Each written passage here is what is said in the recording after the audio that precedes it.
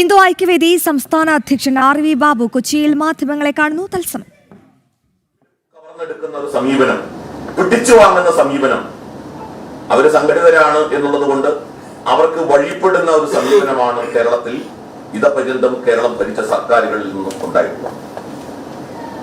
കേരളത്തിലെ ഭൂരിപക്ഷ സമൂഹത്തിലെ അധസ്ഥിത ജനവിഭാഗങ്ങൾ എന്ന് പറയുന്ന പട്ടികജാതി പട്ടികവർഗ വിഭാഗങ്ങൾ അവരുടെ അവകാശങ്ങൾ നിഷേധിക്കപ്പെടുന്നു. കഴിഞ്ഞ സർക്കാരിന്റെ കാലത്ത് നടന്ന അവകാശ നിഷേധങ്ങളുടെ നീണ്ട ലിസ്റ്റ് തന്നെ നമ്മുടെ മുമ്പിലുണ്ട്. പട്ടികജാതി ഫണ്ടുകൾ വെട്ടിക്കുറയ്ക്കുക, അവരുടെ ഫണ്ട് ലാപ്സായി പോവുക. ഇപ്പൊ പട്ടികജാതി വിദ്യാർത്ഥികൾക്ക് ഉന്നത വിദ്യാഭ്യാസം സാധ്യമാകാത്ത സ്ഥിതിയാണ്. കാരണം അവരുടെ ഗ്രാന്റ് അവർക്ക് സമയാസമയങ്ങളിൽ വിതരണം ചെയ്യുന്നില്ല. അവർക്ക് കൊടുക്കുന്ന ലെംസം ഗ്രാന്റ് വിതരണം ചെയ്യുന്നില്ല. അവരുടെ സ്കോളർഷിപ്പുകൾ തടഞ്ഞു വയ്ക്കുന്നു. പട്ടികജാതി വികസന ഫണ്ടുകൾ ലാപ്സായി പോകുന്നു. സർക്കാരിന്റെ ബഡ്ജറ്റ് വിഹിതം പട്ടികജാതി വികസന പട്ടികവർഗ വികസന ഫണ്ട് കുറയ്ക്കുന്നു.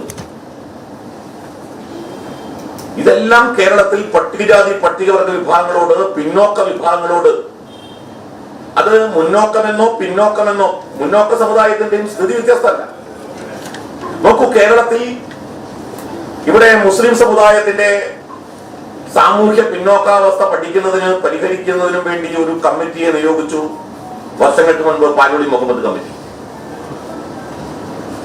ഈ കഴിഞ്ഞ സർക്കാർ വീണ്ടും ക്രൈസ്തവ സമുദായത്തിന്റെ പ്രശ്നങ്ങൾ പഠിച്ച് പരിഹാരം നിർദ്ദേശിക്കാൻ വേണ്ടി ജസ്റ്റിസ് ജെ.ബി. കോശി കമ്മീഷൻ നിയോഗിച്ചു. ഭാഗികമായി ആ റിപ്പോർട്ട് സർക്കാർ അംഗീകരിച്ചു. അതിന്റെ പരിഹാര ക്രിയകൾ സർക്കാർ ചെയ്തു വരുന്നു.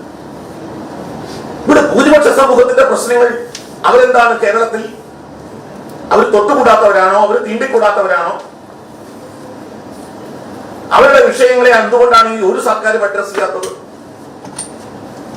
ഭൂരിപക്ഷ സമൂഹം ഈ കേരളത്തിലെ ക്രൈസ്തവ ഇസ്ലാമിക സമൂഹത്തിനും മേലെ എല്ലാ രംഗത്തും നിൽക്കുന്ന സമൂഹമാണ്. അങ്ങനെയല്ല.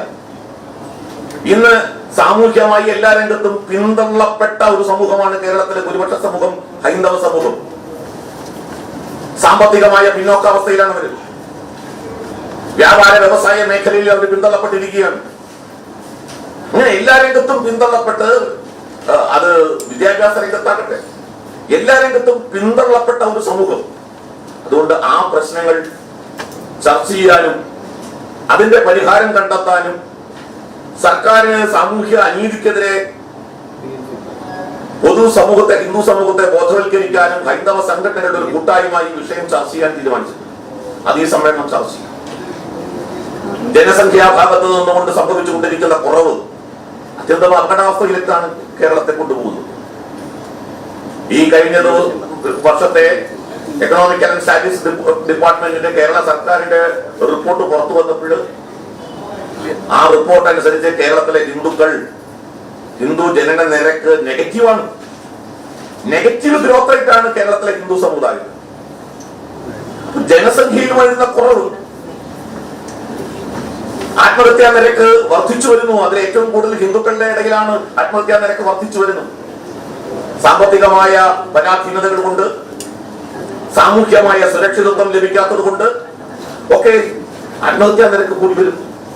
ഇങ്ങനെ ആഭ്യന്തരവും ബാഹ്യവുമായ നിരവധി പ്രശ്നങ്ങൾ സംഘടിതമായിട്ട് ഹൈന്ദവ ആചാരങ്ങൾക്കും അനുഷ്ഠാനങ്ങൾക്കും ക്ഷേത്രങ്ങൾക്കും സാംസ്കാരിക മാനബിന്ദുക്കൾക്കും നേരെ നിരന്തരം ആക്രമണം അഴിച്ചുവിടുക.